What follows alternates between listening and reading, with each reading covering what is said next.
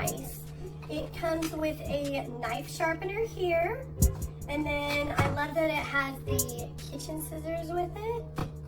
It also comes with a few little accessories here, like a whisk and a spatula and a basting brush there.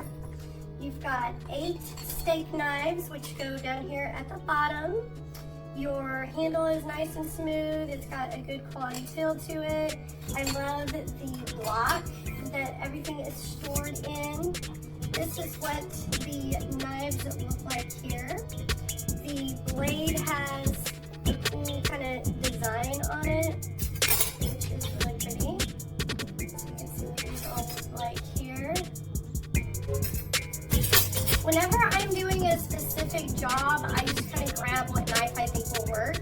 I'm not like really knowledgeable about which knife is supposed to do what job, but there's definitely a good selection here. I'm going to show what these look like cutting my apple, because that's definitely something. And I believe this one is called a paring knife. And this one is really sharp. It's definitely working well for cutting my apple. Let's see how good that does.